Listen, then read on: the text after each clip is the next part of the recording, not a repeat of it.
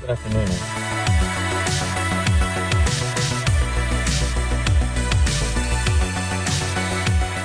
This is I think the seventh reading that we'll be doing. We're going to step back from where we were last time, just a few pages in the Genesis, the Book of Beginnings, and speak of the whole issue of two things that are interwoven here.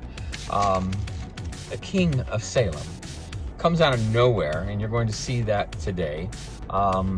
We will be told later in the book of Hebrews, which we'll also be reading from, that he has no beginning and no end. And other comparisons were made to the image of Christ related to this Melchizedek. But I also want you to note in all of this the relationship between Melchizedek, Abraham, and Sodom and Gomorrah.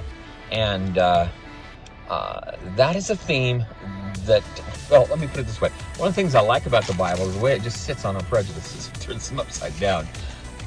We are convinced that the issues of Sodom and Gomorrah had to do with homosexuality or sexual relations. That's not the biblical issue that's raised. It's very, very different, and don't even need to get into that yet. But I just want us today to note the relationships that are happening here. I'm reading from the book of Genesis, chapter 14.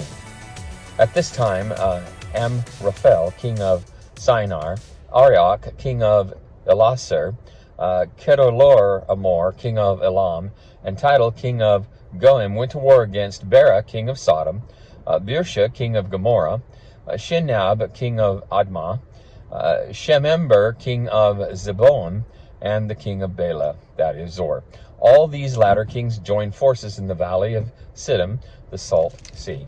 For 12 years they had been subject to Kedorlaomer, but in the 13th year they rebelled. In the 14th year, Kedorlaomer and the kings allied with him went out and defeated the Raphaites in Ashtaroth, Karnaim, the Zuzites in Ham, the Emites in Shaveth, Kiriathim, and the Horites in the hill country of Zer, as far as El Paran near the desert. Then they turned back and went to En Mishpat, that is to Kadesh, and they conquered the whole territory of the Amalekites, as well as the Amorites who were living in Hazazon Tamar. Then the king of Sodom, the king of Gomorrah, the king of Admah, the king of Zeboim, and the king of Belta, that is Zor, marched out and drew up their battle lines in the valley of Siddim against Kedorlaomer, king of Elam, Tidal, king of Goim, here we go again, Amraphel, king of Shinar, and Arioch, king of Elasar. 4 kings against 5. Now, in the valley of Siddim was full of tar pits, and when the kings of Sodom and Gomorrah fled, some of the men fell into them, and the rest fled to the hills. The 4 kings seized all the goods of Sodom and Gomorrah and all their food.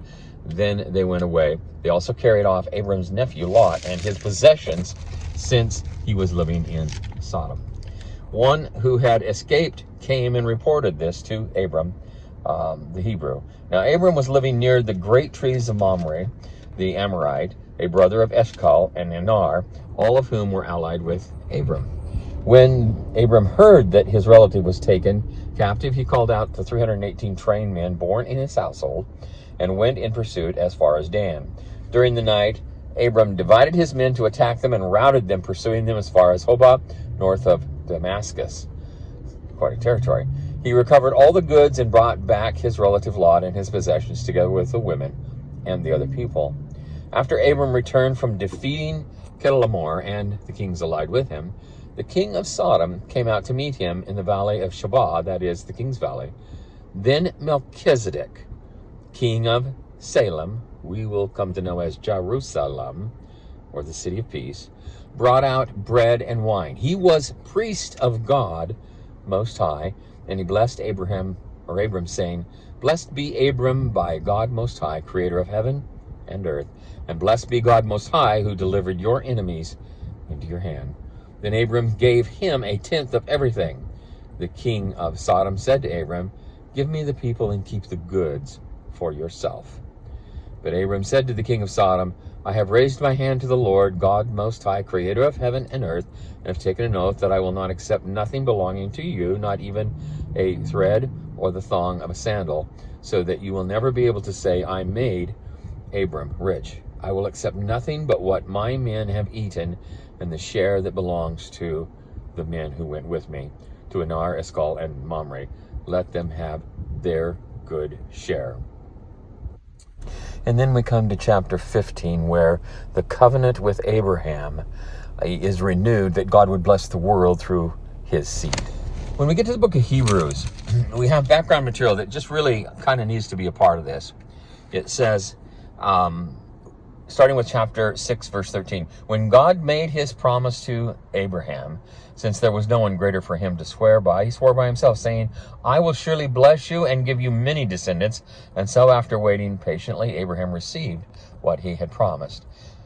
This Melchizedek was king of Salem and priest of God Most High. He met Abraham returning from the defeat of the kings and blessed him. And Abraham gave him a tenth of everything.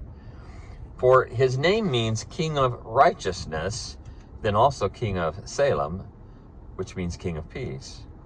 Without father or mother, without genealogy, without beginning or the end of days, like the Son of God, he remains a priest forever. Just think how great he was. Even the patriarch Abraham gave him a tenth of the plunder. And it goes on from there and talks about how Jesus is like him. If perfection could come, in verse 11, having been attained through the Levitical priesthood, for on the basis of it, the law was given to the people, why was there still need for another priest to come, one in the order of Melchizedek, not in the order of Aaron? And what we have said is even more clear. If another priest like Melchizedek appears, one who has become a priest not on the basis of regulation as to his ancestry, but on the basis of the power of an indestructible life. For it is declared, you are a priest forever in the order of Melchizedek. The former regulation is set aside because it was weak and useless, for the law made nothing perfect. And a better hope is introduced by which we may draw near to God. And God said to him, the Lord has sworn and will not change his mind. You are a priest forever. Because Jesus lives forever, he has a permanent priesthood. Therefore, and I'm now down to verse 24, therefore he is able to save completely those who come to God through him, because he always lives to intercede for them.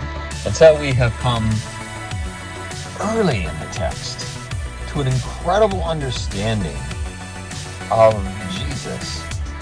We see Jesus in the form of Melchizedek. He may in fact been Jesus. We don't know that. We're not told that. But one like Jesus. And on the basis of his indestructible life. And what did that life do? That life met with Abram as he defended the kings of Sodom and Gomorrah and the other kings who were part of their community. It's not the first time.